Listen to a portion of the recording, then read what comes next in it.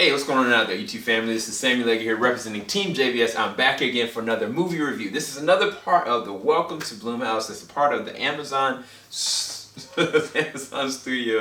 Amazon Prime premiere. So, this movie, Nocturne, it is surrounding a talented violinist that something happens very early in this movie that was kind of unforeseen, and then it kind of segues later on into these two sisters. One's named Juliet and one's named Vivian. Vivian is the astute, talented, technical older sister that pretty much got everything her way, you know. And Juliet was very talented, very devoted and devout, but she isn't getting everything that she wanted. And it seems as though you know, in the very openings of this, that her desire and her push and drive is far more than her sister, but the payoff is just not coming. And this is where the violinist and Juliet's character is a connection that happens, because Juliet sees this notebook that was connected to this person, and she starts to look at the music and stuff that it was connected to, and she was like, started feeling like she was drawn to it. And this is where the movie kind of picks off. Now, as far as me personally, I think that the way that this was shot and depicted, I think most of the camera shots were pretty good. Cinematography was actually pretty excellent.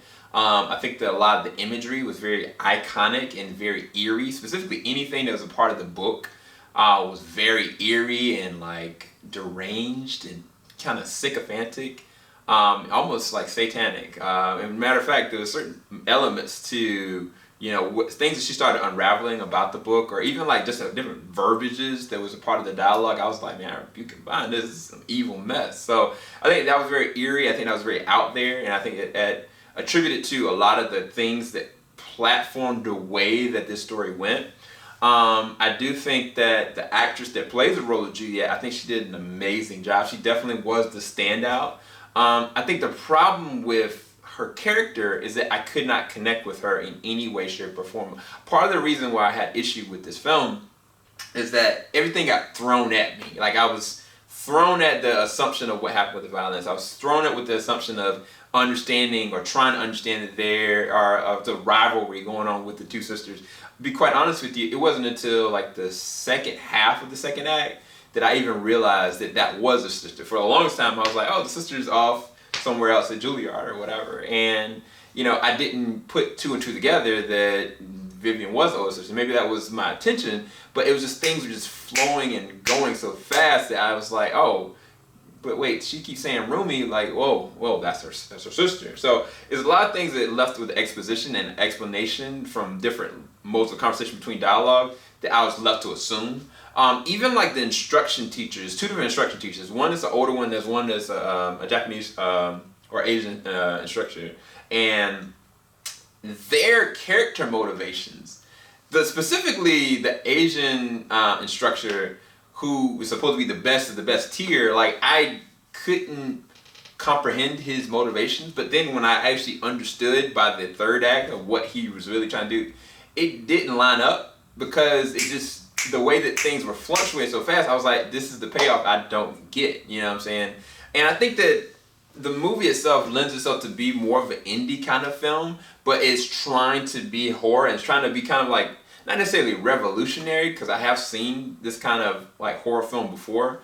And definitely there are more horror elements than any of the past Welcome to Blumhouse films that Amazon Studios has premiered, in just like the violence alone or some of the practical effects. And there's a couple different shots that are just very disturbing, for sure. Like, so if you're looking for this to be the horror side of all those, this is definitely it. But I think that this is my least favorite so far, because for me, I was left with the impression that, you know, Juliet is, you know, this underdog that nobody cares about, that nobody is, you know, pushing forward. And the movie bows itself to push that.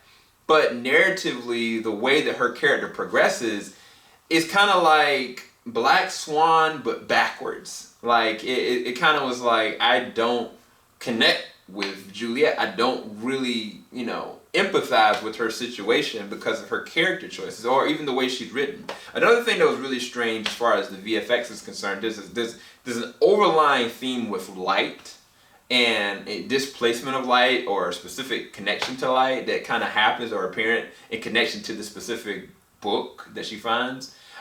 It kind of came off really cheesy. I think that it would have lended a lot more interesting if it was darkness. I'm not sure if that was, a choice by the person that was the creator of this specific story, but I think it would have worked a lot more viscerally. But again, like her older teacher Roger, as well as the younger teacher, I kind of was just like their connections with Vivian and Juliet. It was just weird. Like it seemed cliche sometimes because it felt like really unrealistic. Like nobody's that one note.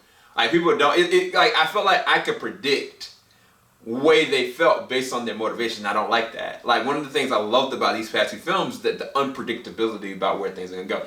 I knew at a certain point in the second act exactly where this was gonna go, and this feeling of inevitability of where it was gonna go. Now, granted, there's an end tag that the last 10 minutes that you can kind of like leave up to interpretation, Inception style. That's all I can really kind of say.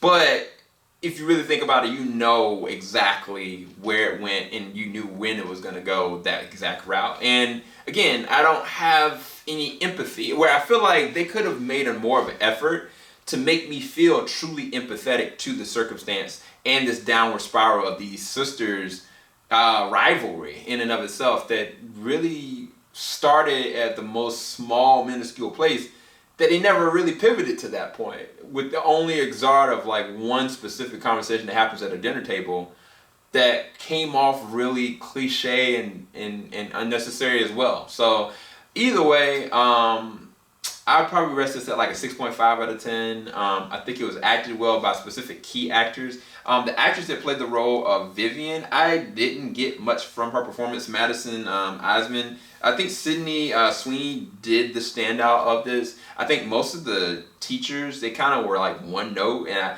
I was kind of like, they can't be this one note. There's got to be something else more to them, but it isn't. And there's this overlying feeling of like, like satanic kind of like undertones that kind of make this feel really eerie, but it's like they try to commit to it in the beginning, but then they don't commit to it. So it's kind of like I'm left lackluster as opposed to feeling like most of the film, the first half and second half, feeling like eerily like suspenseful and not understanding what is about to happen.